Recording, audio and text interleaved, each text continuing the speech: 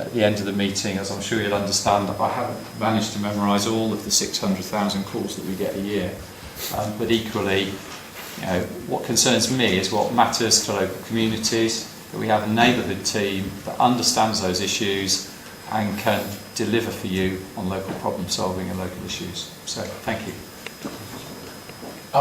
We'll take questions. I'll try and identify 3 people at a time. Ask the question, we'll get the answer, but at least you know where you are in the thing. So, 3. Good evening. Thank you very much for coming here. It's nice to see the young people. My question is about the trust the public have in the police. How can you fix the lack of trust? My name is Ed Gilman. I live in Pilton. A long while ago I used to be district councillor, got to the dizzy heights, the chairman of the finance committee. Incredible. We thought so too. Thanks, Rob. Me personally, I've had 3 really serious disputes with the police. I've been arrested. How many people have been arrested? Been put into a cell and all that. How many? One behind you. 2. He's behind you. He's behind you. Sorry, 3. It's a much small minority. I'm one of the minority. Arrested, put in a cell, pressurised to sign a confession and released without charge. And I had to get my wife to pick me up. How recently was that, may I ask? Let me just finish. I've been invited to pay bribes. And but for the Crown Prosecution Service, I could have been in court on a criminal charge. That means the possibility of prison. And I note that 20% cuts which you've had have resulted in a big drop in crime. Now, it seems to me, from my personal experience, and all that was not with this force. I've always found Leicestershire and Rutland okay, they haven't annoyed me. Not much anyway. I found, in my personal experience, there are too many idle, stupid, arrogant and corrupt officers in the police force. You know, you have a huge amount of power in the police. An amazing amount of power, and power often without responsibility. You know that power corrupts, absolute power corrupts absolutely. So from my point of view, another 20% of cuts would be a damn good idea. So how are you going to fix my problem with trust? How long ago was your arrest? In the last few years. Okay. I mean, the first thing is that the general public do trust us. We get 93% of people say when we ask them on a random survey, do you trust the police? They say yes. So I'm sorry about your personal experiences, which I note in another force. So I'm hoping desperately it's not one of the other 2 that I served in, because then I can just kind of grow away from it. People do trust us. That's why they. No, I'm saying that I don't. And the question was, how are you going to solve that? Well, it's kind of difficult when you've kind of talked in code and won't tell me the specific circumstances. We have an independent complaints body that looks at all of our complaints. We have a prosecuting agent. We produce the best evidence we can about whole cases and give it to a prosecuting authority. We don't make those decisions. Intriguingly, your point about being arrested, we've just put our online rate your police thing, and one of the 5-star reviews is from somebody who was arrested who says they were dealt with really appropriately and they will never offend again because of the way they were dealt with and gone into a restorative process. So it works for some people, and I guess the thing, we have independent oversight. Supply was probably going to talk. I mean, Supply's been dip sampling complaints files today, I happen to know, and we're moving into a world where pretty much our every significant interaction with anybody will be on a volleyball video, and if we haven't got it on, then pretty much everyone in the world that we deal with has got one of these things and is kind of saying, I'm going to record what you do. And I encourage my officers to say, great, record it. Because then there can be no dispute. If you've got evidence of those kind of rather serious allegations about corruptness, idleness and stupidity, then if they've not been dealt with, I'm really keen that we deal with them. I had a misconduct last week. We now have a vacancy at one of our police stations because I will not stand corruption and idleness, and I will get rid of people. How do I bring back your trust? Well, it's kind of, we're talking in code, judge us on what we do. See, it's a fascinating question. How to fix it? First of all, we're very lucky in this country. We police by consent. Cops here don't have to carry weapons routinely. Even to be armed with a taser, let alone a firearm, requires a very high level of authorisation. And the fact that we can police with consent is a very precious thing. And the Chief knows my view on this, about how it's critical that the police continue to engender the trust and indeed affection of the public at large, so that, you know, a young PC, female PC, can go into a brawl in a pub and the punch-up will stop because she's a police officer and they have some sort of respect for this still great institution. So it is critical. Here's a story. About a year ago I was sent a letter by the Home Secretary to all PCCs, so I had one, and it said, what are you doing to reassure yourself of the quality of crime recording by your force, the force that you look after? And I sent back a one-liner. I just said, it's quite simple, Simon will laugh now. I said, I've told the Chief Constable that if it is being misrecorded, he'll be looking for a new job.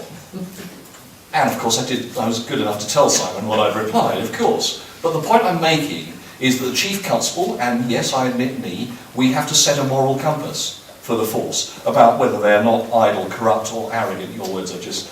So that is very important. Of course, there are external bodies, Her Majesty's Inspectorate of Constabularies and the Independent Police Complaints Commission, who oversee as well. But I would argue powerfully that the response to things like Plebgate is not to beef up those external bodies, but actually to beef up and reassure ourselves of the quality of leadership and moral compass that sits inside the forces themselves. So, as the Chief mentioned, but I do my bit as well. I dip sample. By the way, I'm in which dip sampling, this is complaints against the police. So every month I get about 100 of these to choose from, and I choose 10 or 15%. And interestingly enough, so I put ethics committee. We've got an open, so I check those. So I make sure that the police are checking themselves properly, and some things, of course, go straight up to the IPCC anyway. I'm just setting up an ethics committee. Why? Because I want you, the public at large, to be able to see. So I won't do the dip sampling in future. I will leave it to a small but perfectly formed body of people who I hope will volunteer to do this. Actually, we're well down the road, who are able to ask questions about the ethical compass of the force itself. The last thing I'd just like to very quickly to mention is about body-worn videos. One of the first things that Simon asked me to do when I arrived, within a month, was to spend about £250,000 in buying body-worn videos for the force. That was done for several reasons. Yes, it is true that when somebody is misbehaving themselves in the middle of Leicester City at 11 o'clock on a Saturday night, the police officer can say, I'm just switching this on now, everything you do and say is now going to be recorded. But there is another aspect to it as well, which is the police officer, him or herself, knows that they are now under, as it were, a recorded scrutiny. And that's important. It's important as well. And so that's why, for example, in places like Oakland in the United States, where the biggest trial of body-worn video so far has happened, complaints against the police, your point, sir, went down by 84%. Much of it was because people behaved themselves in front of the cops, but it was also because the cops themselves behaved themselves. So, and that's why the Chief, and with my absolute support, has now mandated that certain things must always be recorded on body-worn video. Things like stop and search, domestic violence investigations and so on. And there's a few others, Simon, that I can't remember.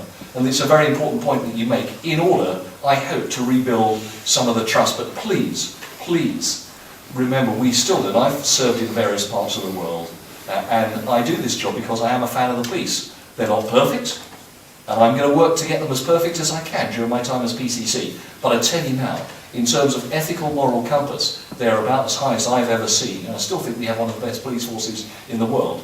But I will continue to lean on the Chief and see how good we can get it. Thank you. One here, and then... Miles brings no, firstly my experiences are not at all like those of the last questioner, but that's not what I was wanting to stand up to say. Those of us who live in the east of the county, what routes are you going to establish to ensure that we've got decent response times to serious crimes, be it break-ins that are actually happening armed poaching? And is there a room for some semi-formal agreement with Stamford and the Lincolnshire force, because we're on the boundaries of that all the time? I think our concern is that times might well expand and go out. Well, the first thing is that currently the times are the worst in the force, and Lou will be squirming in the corner as I work through this piece. But yeah, typical response time to a grade 1 in the force is only met 50 to 60% of the time here, whereas in the rest of the force it's 80 to 90% of the time. So firstly, we start from a place where we need to improve. Secondly, we do lots and lots of work across border.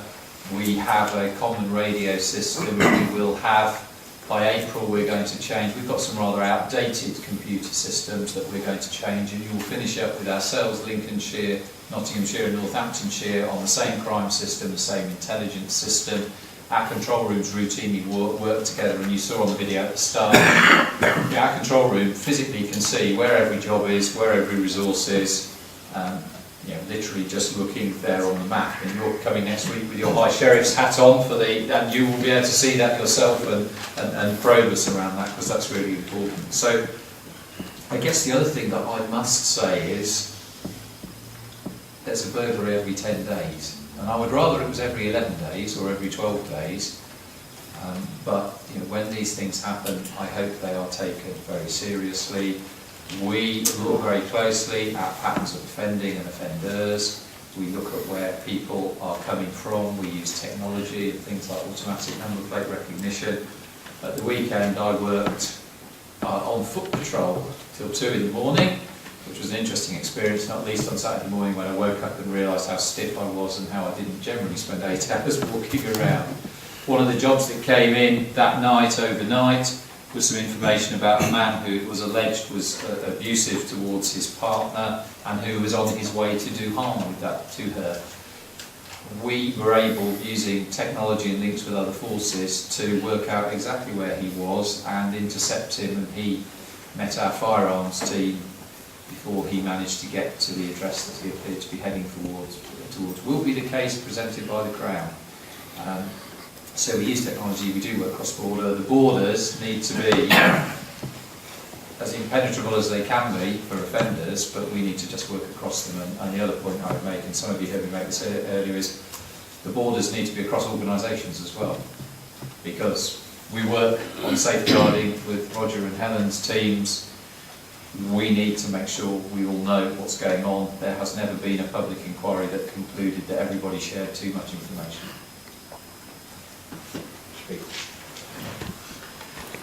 Chief, unfortunately I'm going to use the C word again. It's covered for everybody else that's worried. It's actually a question about, Inspector, you might want to think on this one as well. I'm aware, and I'm going to read this, I hope you don't mind when I'm reading it.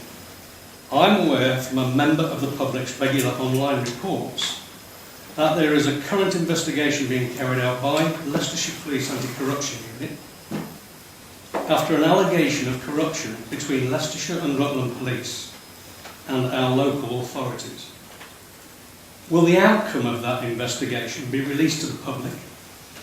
And if it concludes that there is no case to answer, can the residents of Rutland, and in particular Oakham, expect that those making the accusations are dealt with in order to protect the integrity of the multi-agency work between the police and local authorities in the future? And when can we expect the investigation to conclude? I have to say, whenever I come to Rutland, there are more questions about the C word than there are at any other public meeting that I go to. It's a matter of public record that there is an investigation by my professional standards team. They're looking at a number of allegations that have been made. Would I put a timescale on it? Well, they've updated me very recently on the progress of those inquiries. There are some things they need other people to do to enable them to be progressed in a more timely fashion. You're talking months rather than years. I'd love to say it will all be over by Christmas, but I'm not sure that it will be, is the reality.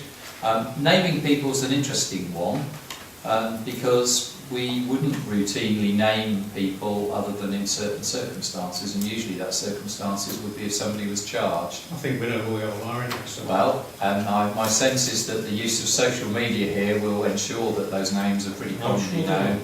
But my position is likely to be that we will name people only in line with how we would name anybody else, and typically we won't name people until they are charged with a criminal offence. And the unique circumstances here, I mean, we'll have to think about what we would do, whichever way that inquiry concludes. And you know, I'm kind of walking along the fence here. You know, it is a matter of public record. There's investigations ongoing. Yeah. We're taking it very seriously, and we want to do it in a way that builds trust, which was where we started with the first question. It needs clearing trust.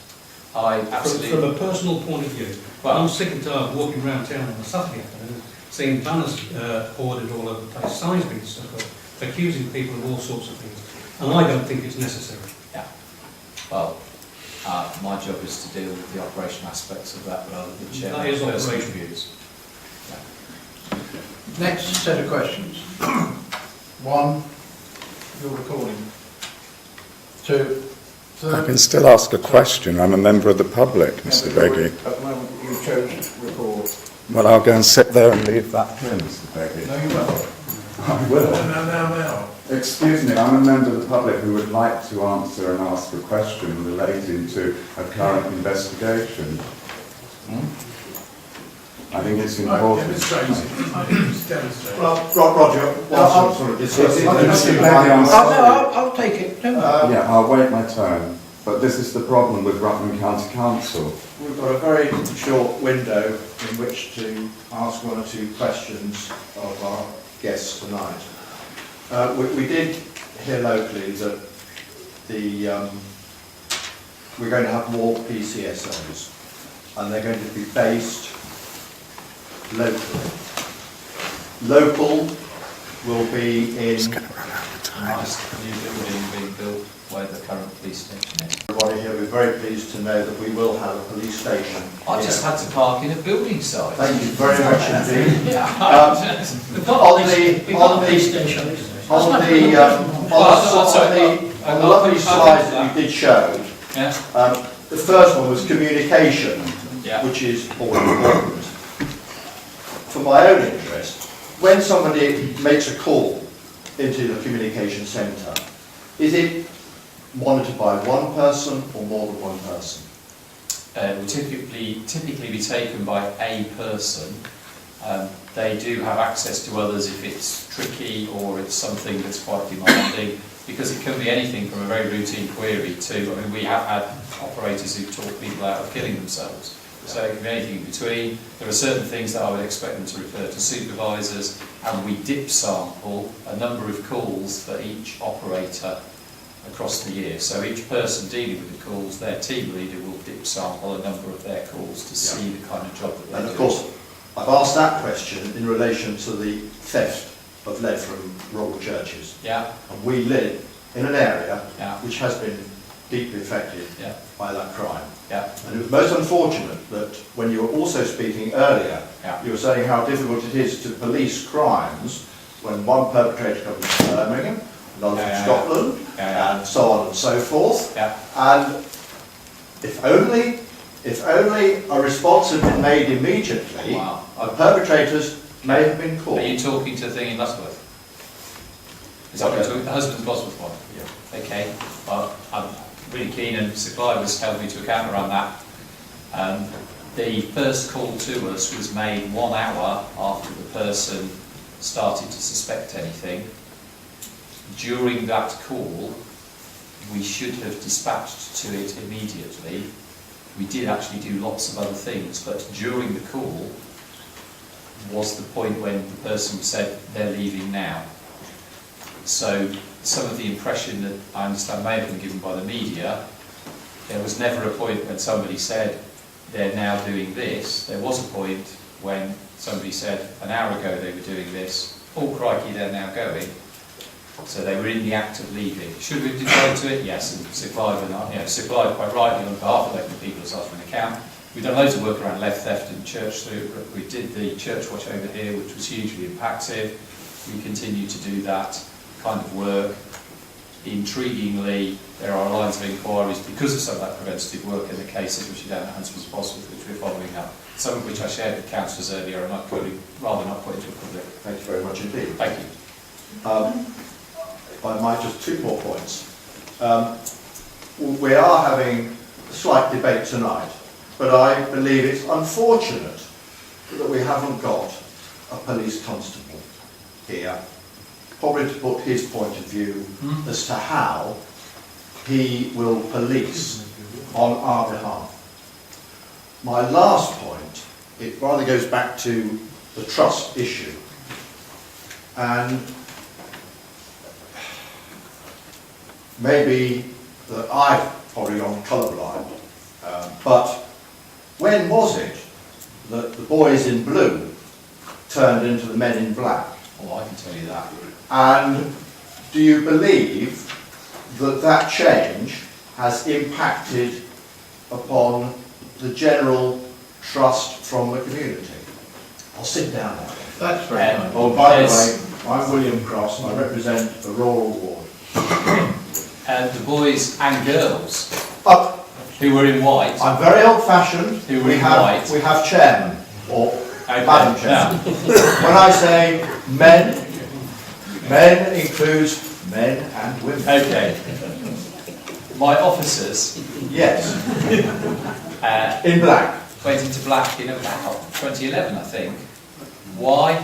Because the risk assessment of the kind of risks that they face means that my operational judgment is they need to wear body armour. I can absolutely assure you, having done it, that 8 hours or 10 hours in body armour wearing one of these achieves a number of things. You firstly get very sweaty, you secondly smell, and thirdly it's not very comfortable. Therefore we looked at what the options were and we went for the black shirts. Now it's fair to say on occasion Sir Clive receives comments about the black shirts. Bearing in mind that the body armour that's worn pretty much all the time with it is bright yellow, then I mean I've seen no empirical evidence whatsoever that it has changed attitudes to what we do. But I kind of think that the officers who were regarded as brusque when they were wearing white shirts are still regarded as brusque when they're wearing black shirts with a bright yellow body armour over the top of it. I wouldn't be happy in saying to my officers, do not wear body armour, because the analysis is there's one officer assaulted every other day. Many of those assaults were domestic incidents. Currently there's a counter-terrorist threat to them. It's not specific to here, but there is that general. So, about 2011, and it's my fault. Thank you for taking Can I deal with the gent who's saying what's wrong with the police station? Yes. What's wrong with it? It's too big and it costs too much money to run, and I can't afford to do that when I've got to find £35 million worth of savings. So you're going to build a new one. So we're going to build a new one. That's going to cost nothing. It's going to cost, I can't remember what it's going to cost, but actually over the longevity of the building, it will be cheaper to do than run the inexpensive, overly large building we've currently got, and we will sell the building we've currently got, which will create a capital receipt that we can invest in the new building. And that's kind of the answer. We're really keen, there's still a presence here. We're working really hard with the council. We're going to have a joint front office function with the council, where we've done that elsewhere. That's been hugely popular and positive with the staff in it, actually. We've done it in Charnwood. We built a new police station in Loughborough without a front office. It's fair to say that I wasn't very popular with my colleagues in Loughborough when I proposed that, but Sir Clive and I went in there the other week, and what were we told? It's much better in here. If there's a housing problem, I can point them over there, vice versa, and it really works. So that's kind of my take on that. The building here was built as a kind of patrol base to cover the A1 and all sorts of things, and we're doing our business differently now, and it washes its face financially quite quickly.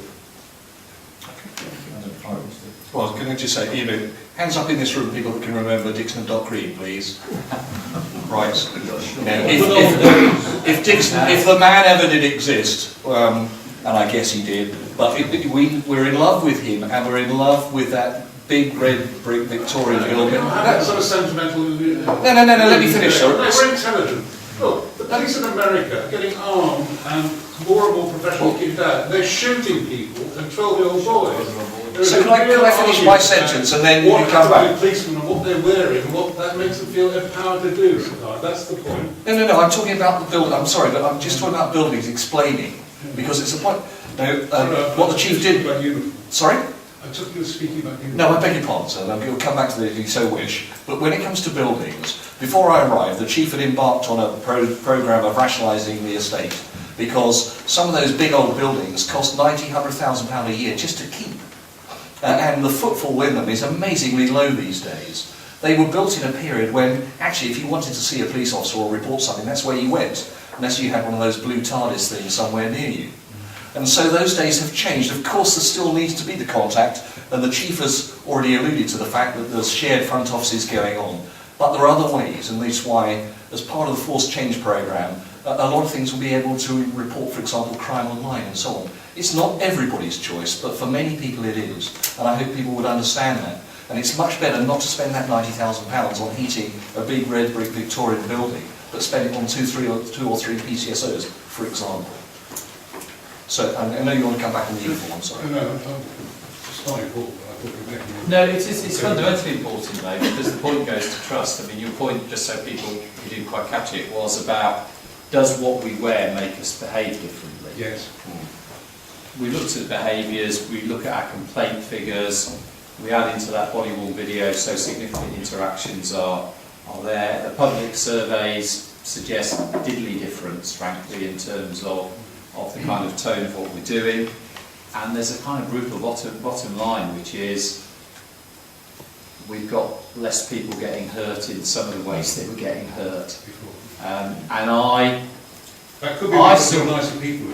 It could be because we're better trained, it could be because we're better at jiu-jitsu, it could be all of those things. So I kind of get your point. I think it's fundamentally important. And just finally, and I've got to shut up, but I had to talk to some new recruits the other day, and they made me feel about 100 because they'd all been born after I joined the job. And they asked me, what was it like in the olden days when you joined? And I said, well, when I joined, you had a blue shirt, a wooden stick that you shoved in a pocket down the side of your leg, and some floppy handcuffs. And they looked at me as though I was from another planet. And then they said, oh, where did you work then? And I said, Birmingham City Centre. And they kind of, I get the fact that it's changed because I've lived it. But I kind of see what we're dealing with, and I have a responsibility to make sure we're equipped to deal with it. So it is a bit of a yin and yang. We're asking a lot of these cops to be single crewed because that maximises our ability to cover jobs and areas. If we're going to ask them to do that, we've got to make sure that they've got a level of kit that enables them to deliver. So, but your point's fundamentally important, and just to reassure, we have thought about it. What does it mean?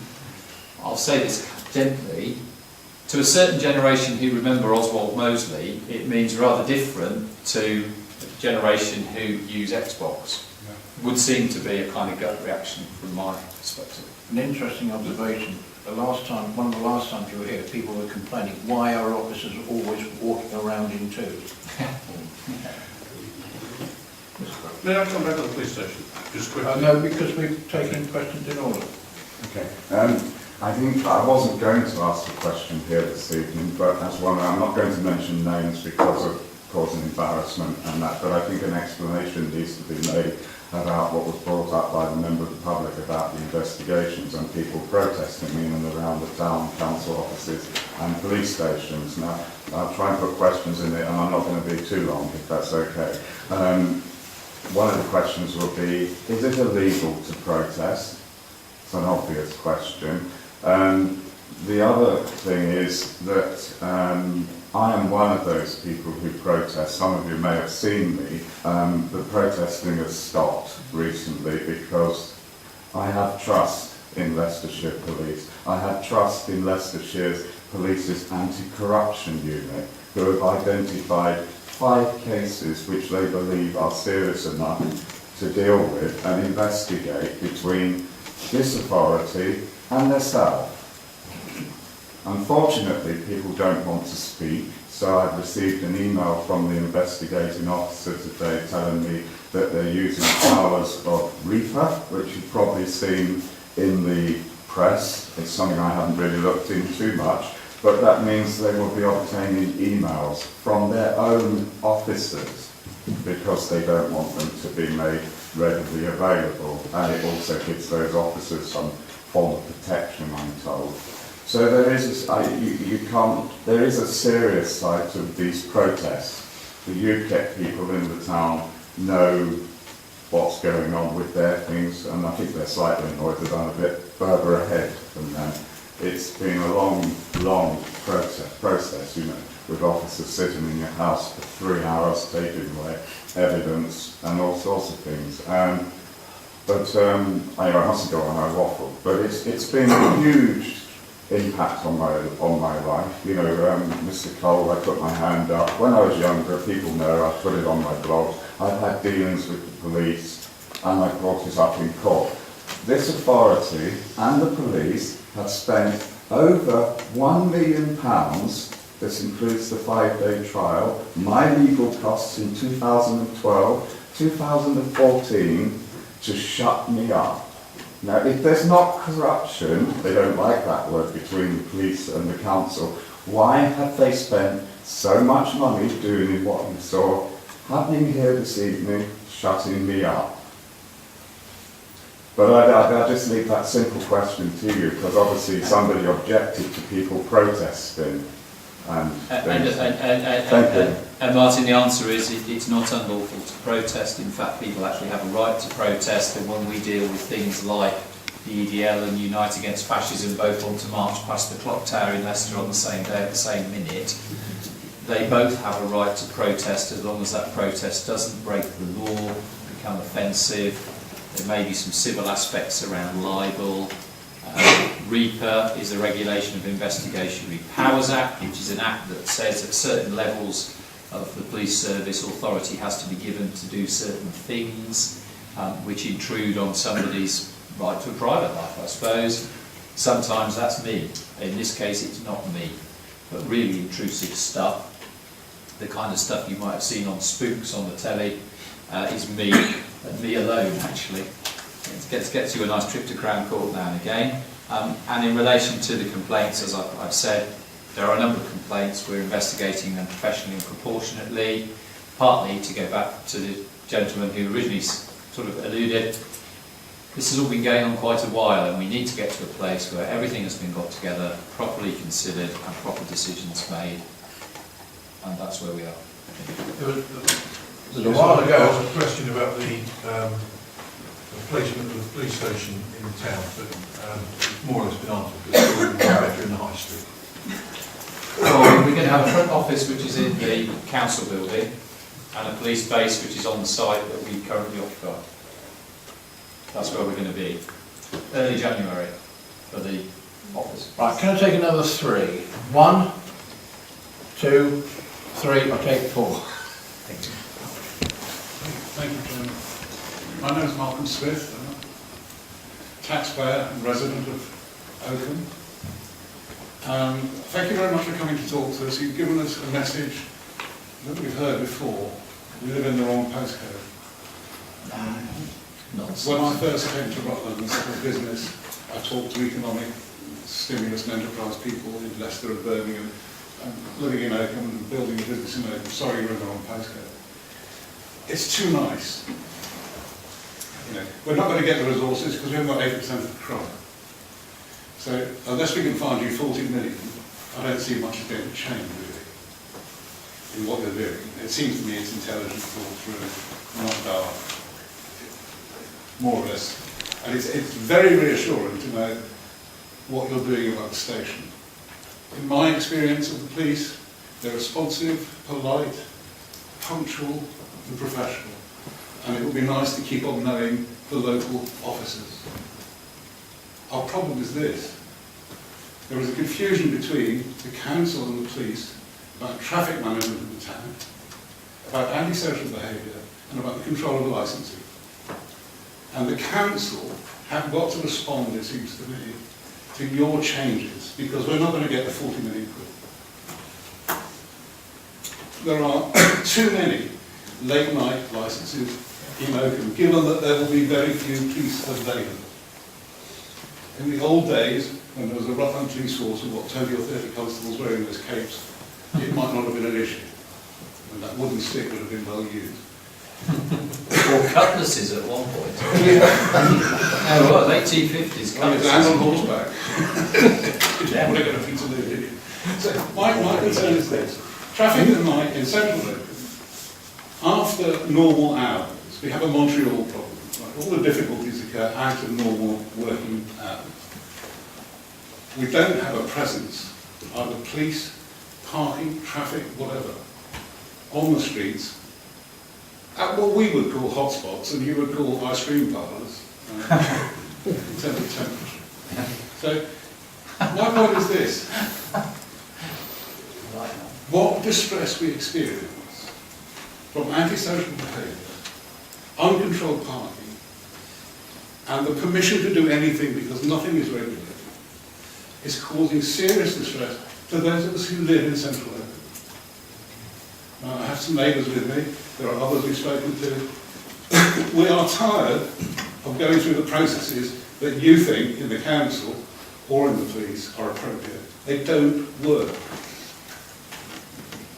We don't feel we've been listened to by anybody and that nothing very much has happened.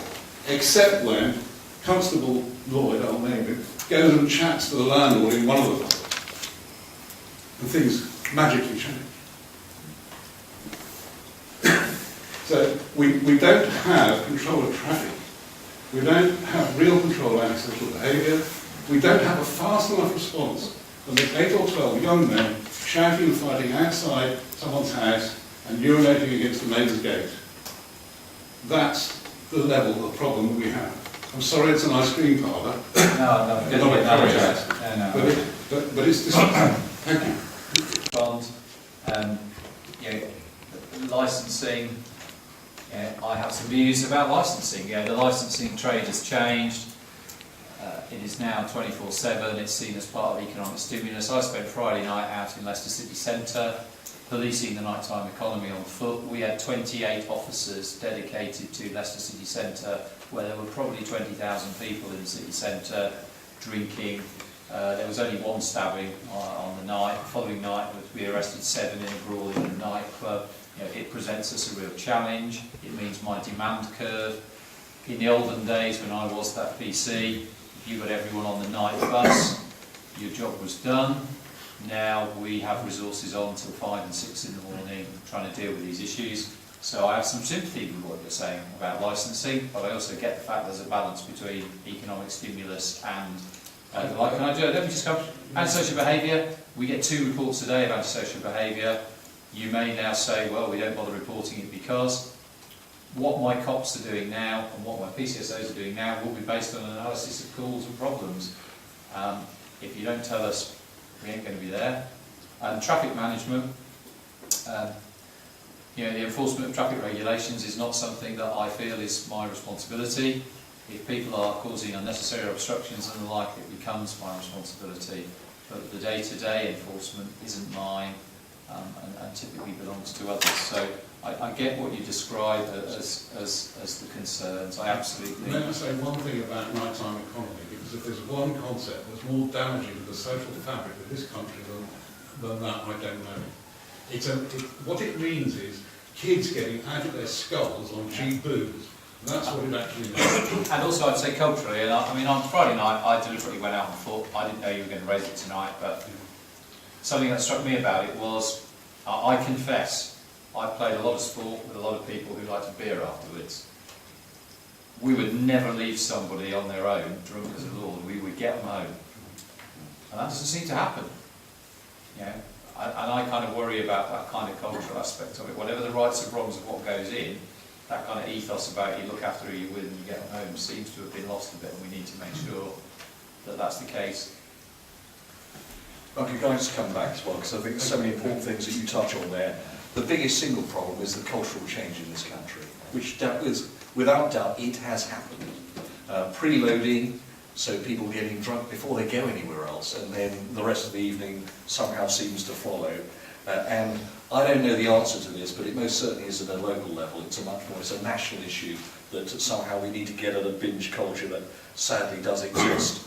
With regard to keeping local officers, that's why when I was beastly to the Chief Constable, I made him save some more money last year, but I also put a precept up, but it came with a caveat that we'd have another 28 PCSOs, give or take 2 per LPU area in old speak, because I know that they are the continuity of policing, that they tend to stay in one place for years and years and years and so on. So that's why I did this. I have to tell you, Simon knows, because he and I went to see the City Council about 7 or 8 months ago, Simon, to talk about early morning restriction orders, MROs and LNLs, late night levies. And for those of you who are cognizant, you will know the deep frustration. There isn't one of those yet. I think there's one in the whole country. And I have to say, my words, my enthusiasm about adopting some of these fell on deaf ears. So for the moment, at least in Leicester City, this is going to be addressed, I hope, by what's called a business improvement district, where companies themselves, as it were, contribute to the nature of the place that they sell their wares. It is a fact that before election, I asked the Leicester business community what one thing they thought I could do for them as Police and Crime Commissioner, and they said, make Leicester City family friendly after the hours of darkness. There is some way to go for that, and sadly, it isn't just Leicester City, so you see some of the spills out here. The last couple of things, if I can. Antisocial behaviour is reducing, and the satisfaction of those people whose lives... Sorry, I know that you shake your head, sir, but the stats, as far as I can work out... Come down my road. I will, sir, I will. Okay, but I'm talking about overall. I can only talk about that at the moment. Is coming down, but also in order to play my part on your behalf, one of the things that we've done is we've got 2 antisocial behaviour response vehicles on top of the neighbourhood policing teams that go to the ASB hotspots with 3 crews trained up for them. So hopefully that'll start to reward, give some dividends. The last thing in this area, which is about community resolution, which I think is very important that everybody understands, because antisocial behaviour is one of the best areas for use of community resolution. And what that means is the police, the perpetrator and the victim agreeing that what has happened can be dealt with by a local resolution. And some people will portray this as a soft option. If it was a soft option, then this, what I'm about to say, would not happen. Yes, it has the highest rates of satisfaction for the victims, but critically, it has the lowest rates of recidivism, of repeat offending. So the force, and me through the force, I'm very keen on adopting as much as that and using it, because it should, all the sort of national endeavours show, reduce offending of that sort of thing that you're alluding to. But there's some way to go on this, and I know that. Can I just respond very quickly? Yeah. Certainly. If you're not there on the scene at the time, Yeah. how can you correct the perpetrators? Well, So you do it, so I'll come back. I mean, just operationally, here's the numbers. I've got 3,500 paid staff to police 1 million people. Yeah, I agree. So the answer is, you keep evidence logs of what you see, you film what you see, you capture evidence that we can use. What do you do with the evidence? We've been filling in forms for years. Okay, but I'm really happy that we will have a specific look at the issues that you raise. There's 2 things that can be done, and they're not necessarily the police, which is why I raised the point about the council. One of which is closed circuit television, which is not, I believe, a police responsibility. I'll come back on that one. And the second of which is, we've had a rather moribund licensing committee, which has come into activity again recently, and has produced a policy, which has got some deficiencies in it, but not for this forum, as it were. But in my experience of living next to 3 or 4 licensed premises within 25, 30 yards of my front or back door, it's the landlord that makes the difference. You know, Absolutely. it absolutely is the landlord. And we seem to be powerless to do anything about that. We're looking into that because, let me declare an interest. I live next to a pub. I used to live in one, but I will make no comment on that. CCTV, we're currently working on one with regards to a whole new pattern within Oakham and Uppingham.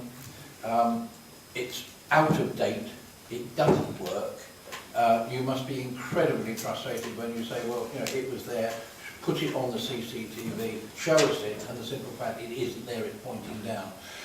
We went out to get tenders last Tuesday or Wednesday. I had hoped to get it up before Christmas. We will be looking at very much getting that into the new year, and that does include Church Street, etc., as one of those key areas. Because at the moment, it doesn't work, and therefore I can't meet that. I think the other thing we've got to look at is the new antisocial behaviour laws that came in and have been effective since October.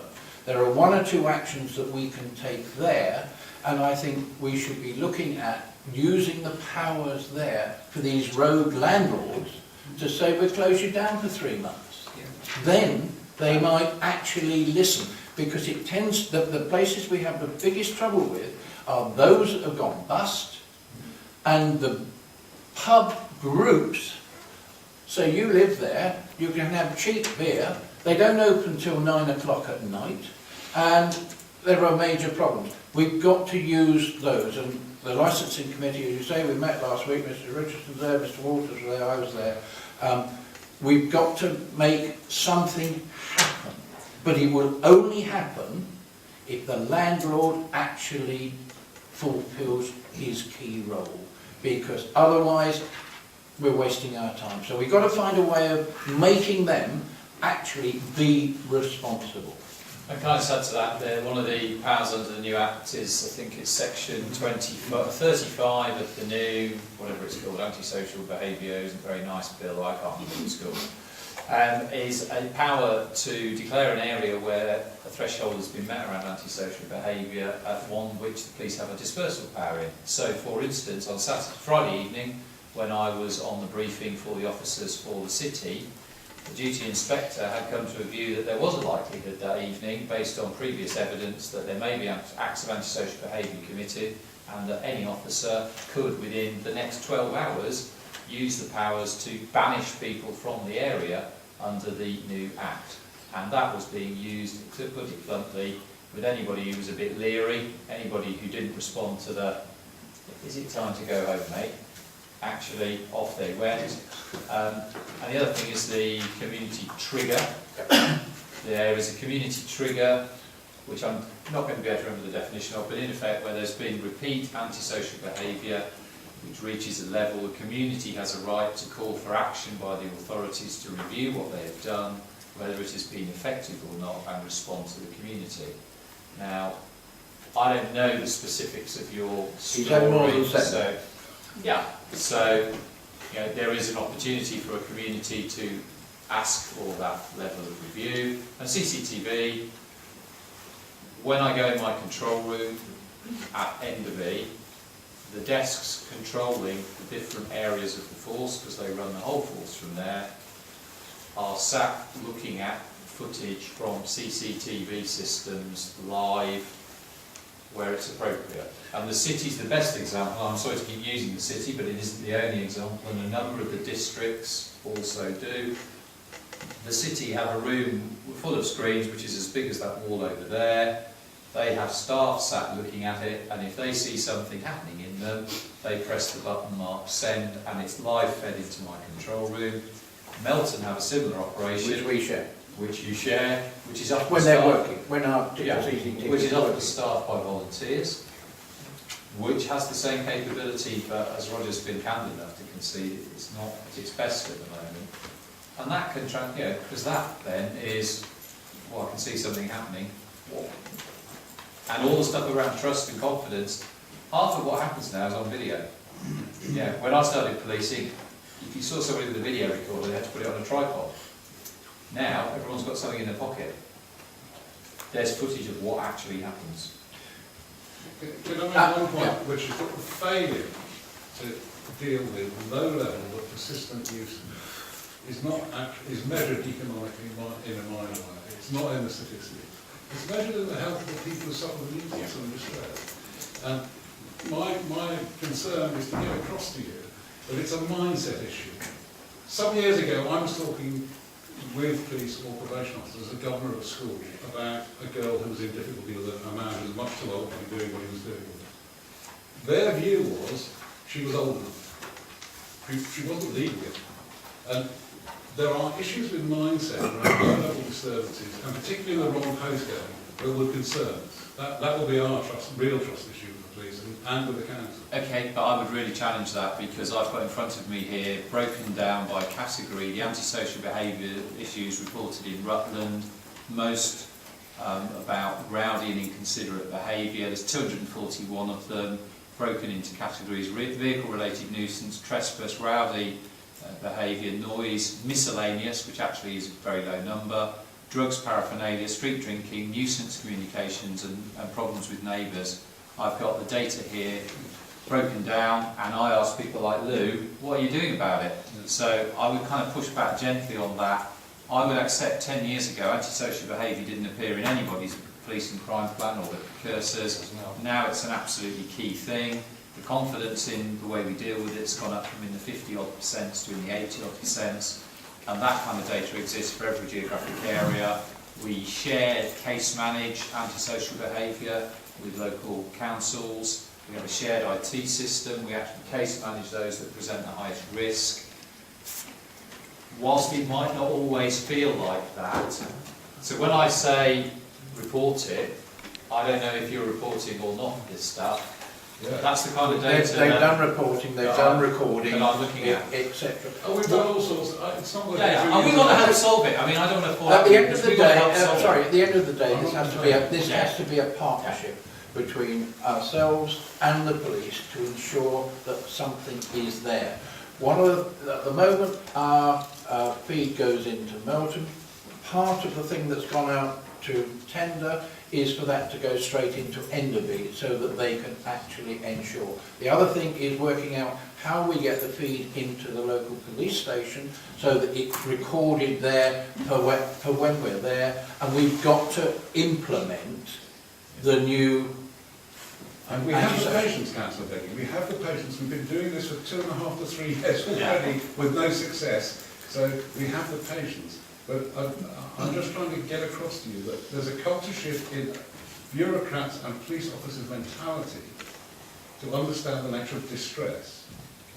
Can I just perhaps to close this off, because the point's well made. Can I just say, for the first time ever, police authorities, 94% of people didn't even know that police authorities existed, let alone what they comprise, 9 councillors and 8 committee members. Now at least 70% of people do know that they have a police and crime commissioner. And one of the things that you can do is come to me. So if you really feel that you're banging your head against a brick wall, then please come to me. I will go to the chief and to other partners and just make sure and reassure myself on your behalf and come back to you that all that can and should be being done is so please do. That is my job in life. Thank you, Roger. Roy Hosmer from Langham Neighbourhood Watch and Parish Council. 18 months ago, some of us attended a meeting at Enderby when you explained how the new system was all going to work. Yeah. We're here tonight, you've explained how the new system is going to work. Yeah. Have you got a crystal ball that tells us the next 18 months? No, and the system that we're changing is the one we talked about that night, as I talked. What's changed in the meantime? Well, I've got 20 million less pounds to spend on policing, so I need to do it differently. I'll be very candid with you. The model that we moved to and we've got now, the neighbourhood teams who are key to link in with people like yourselves, key people in local communities, neighbourhood watch and the like, are too abstracted doing other things to be as efficient as I would want them to be. So we would need to change that anyway, whatever the budget was. Add into that the changes in budget. You probably already have been invited. There's another repeat session for parish councillors in a couple of weeks' time. Having been here this evening, you may not want to come and see the same slides, I don't know. But in terms of crystal ball, well, looking ahead, I know that by 2017 I'll have less money, but I'll still have £156 million, which is still quite a lot of money. The National Strategic Assessment suggests there'll be more cybercrime, the risk of terror is kind of raised, acquisitive crime in the old sense is getting harder to do, vehicle crime and the like, burglary and the like is getting hard to do. So it's not a crystal ball. I don't know who's going to be elected in May. I'm pretty sure that whoever it is not going to send me a cheque on the 10th or 11th of May or whenever it is saying, Simon, the era of austerity is over. I'd love to see us having a protected budget because we don't have a protected budget at the moment, whereas health and education do. and that's about electoral choice, and I respect the democracy of that. But what was said, I'm not sure it was the start of this meeting or the meeting before, in the totality of the budget of the UK, policing is a tiny little bit there. I will guarantee I give you as much policing as I can for the money I've got. If that money's £40 million less than I started with, so I would take some criticism about the model we brought in because it hasn't delivered in the way that I would wish it to, and that's part of the reason we're changing it. Will you be, I mean, in 18 months' time, what I'm thinking, if this model doesn't work, will it be changed again? Well, I think the likelihood is, I don't know what the budget I have is after 2017. There's a lot of speculation in the papers, and Clive and I have talked about it today, that we don't want to get into speculation. But I haven't seen a newspaper headline yet that says 2018 will be a bumper year for policing and there'll be loads of extra money. And so my anticipation is that the budget will continue to reduce. And if the budget continues to reduce, we'll have to look at doing things differently. Sorry? Sorry, I didn't catch what was said. Don't worry about it. Move on to the next questioner. Yes, I'd just like to make one or two observations about what's been said so far. I'm a resident of Oakham, and my concern is one of presence, bearing and identification. The presence, I think, goes back to the one of your uniform, and if a policeman, for example, hasn't got presence and bearing, then he's lost half the job for a start. The way that they come about now doesn't reflect that point of view, in my view. The other one is of presence. It would be nice if some of our divisional commanders, sergeants and the like could make themselves known, certainly within the town of Oakham, but without local knowledge, a lot is lost. Yeah. Because if bobbies are on the ground, they get to know their people, they get to know the incidents, and they're halfway there. Just simple things, but that's my point. Well, I think we're in violent agreement. There will be local knowledge because there'll be a local team which will have some constables and some PCSOs, and they will be dedicated to Oakham. The people on the patrol teams, you know, we don't kind of whiz them all around the force. They will be working areas, you know, they will know who the good people are, who the vulnerable people are, and who the bad people are. The point about uniform patrol, well, I've walked through the streets here on uniform patrol. Very proud of my uniform, actually. A lot of what we have to do isn't about being visible and being in uniform. You know, actually, we could be walking past the room here while somebody's experiencing victimisation on the computer inside. So when you think about that, your point about presence and bearing, I agree with. I want us to look smart. We have got some policies around how people should look. We're just going through the process of reinvigorating them, and Clive's smirking because he has lively views which he regularly expresses to me, and I'm a firm believer in designer style. The Queen gives you a hat and you should wear the bloody thing. I'm very keen on that. The other thing I would say is, in terms of every year, every single officer and PCSO has to do their officer safety training, their self-defence training. The lowest level of response to anything is your physical presence and bearing and demeanour as you approach. The next level is how you engage and what you say. And then you get to the bit which is about holding things and hitting things and spraying things. We actually practice now, we do real scenarios. So day one we do all the grappling and spraying and stuff. Day two, officers in their street uniform will get told, go and knock on that door. Inside that room is Roger Beggy. He's wanted for a crime of violence. Deal with him. If the officers go to that door, look the part, deal professionally, quite often the person just comes quietly. If they don't do that, they find themselves fighting. It's absolutely deliberate training for reality. So I actually agree with all the things you've said. Yeah, just by illustration, quite recently I spoke to a PSCO. Yeah. And asked him, quite cynically, are you lost? Because because it was unusual to see him. Well, I would challenge that. I And really he came would. across to speak Yeah. with me, and I said, well, don't you come and talk to people? He said, well, I'm talking to you now. Yeah. I said, yes, only because I've broken the ice. Yeah. And he said, are you lost? Yeah. And then I asked him what he does, and he patrols. And he gave me some sort of answer, which I wasn't particularly impressed about. Yeah.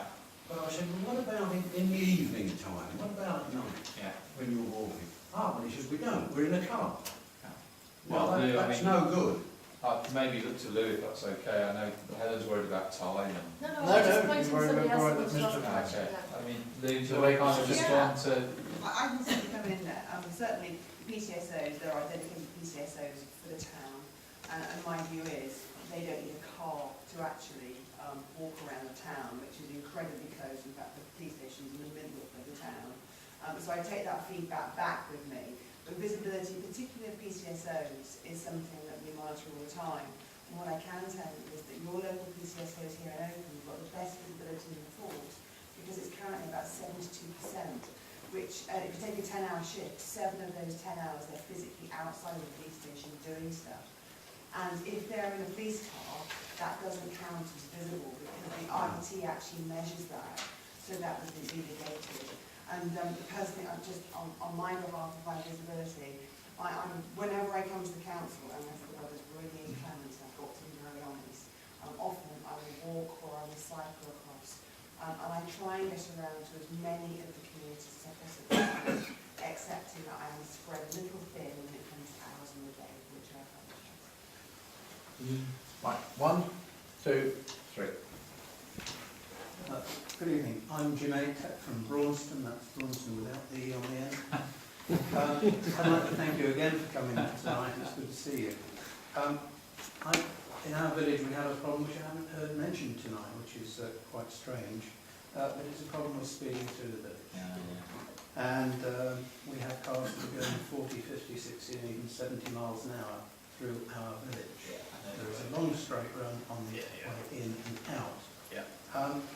We were delighted to see that your mobile speed camera was there 4 times this year, and such was the effect that you slowed the traffic down by being there, because it can be seen.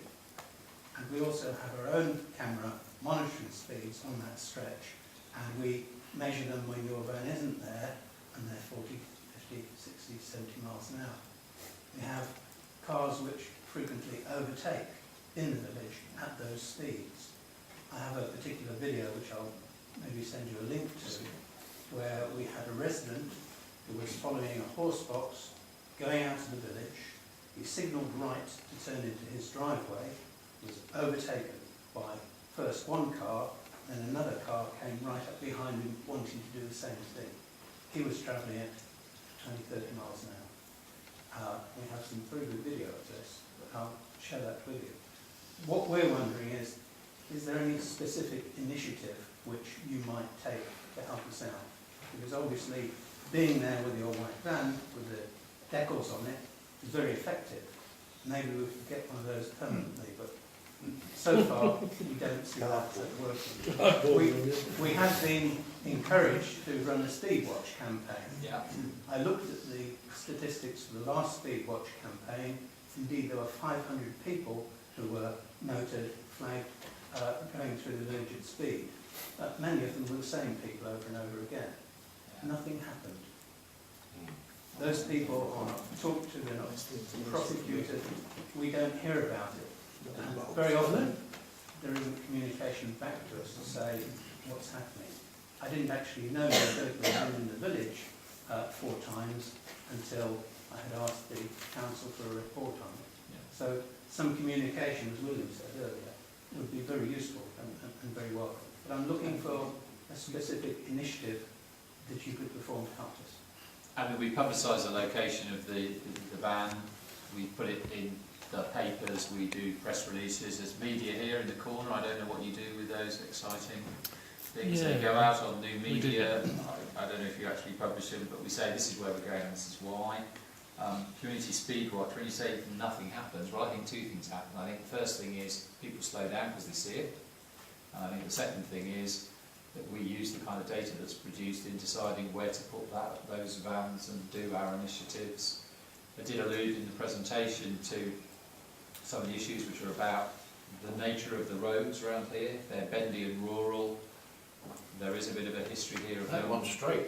Yeah, it's too straight. So whether there's something, whether there's something about the design of the road that could help to slow it down, slow down the traffic. You know, it is a road I know because it's your alternative route into the back of Oakham, isn't it? It is. You know, and I must confess to using it, obviously religiously, obeying the speed limits.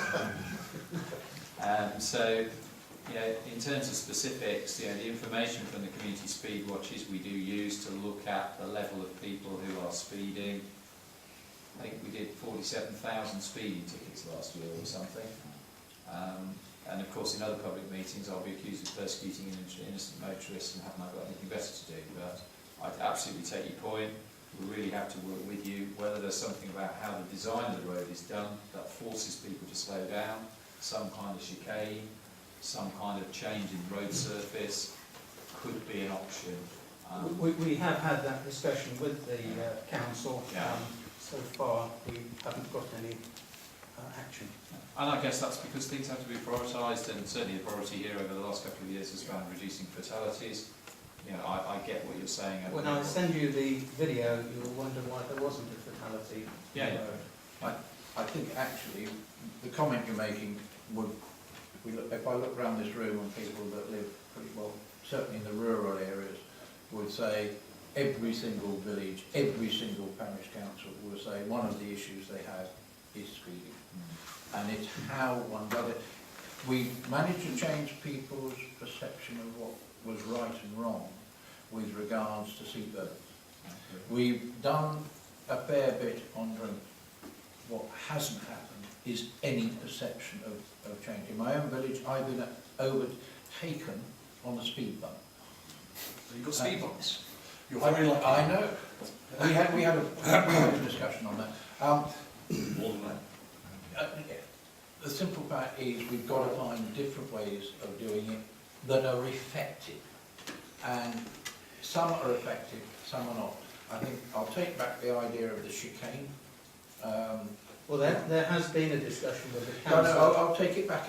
I'll take it back again. But I will expect also a number of other emails, whether it be from Clipsham or whether it be from Langham or whether it be from other areas. It is an issue throughout the county. It is my understanding, and Lou can change that, is if you catch somebody doing the speeding twice, a letter goes to them, and if you catch them a third time, they have in the past, I don't know whether they do now, they will actually visit. Speed watch. Yeah. Well, the amount of effort it takes to train people, get them out there and do it, is quite phenomenal. And we didn't get the feedback. A couple of questions, and forgive me, I'm coming to see you. In Rutland, we've got a sort of community speed watch, which can be deployed. It doesn't necessarily have to be in the community. So what I will take away from this is, first of all, making sure that we've assessed your location of the sites which we can. We have 22 sites that a team of 6 volunteers go to. And generally, between March all the way through to November, once or twice a week, they deploy themselves and monitor the level of the speed. They will then, as Mr. Bates just described, they will send them an advisory letter that they were doing X speed in a given location. Then they give me the data of that, and something I need to take away is maybe I get the data, maybe I need to share just the number and the frequency and the locations of this activity. So I'll take that away. And actually, if there's a Could I send you the video as well? Absolutely. If there's a high degree of non-compliance, then it's not just people from visit quarters that can issue speed tickets. It's local officers will be deployed at the time of giving.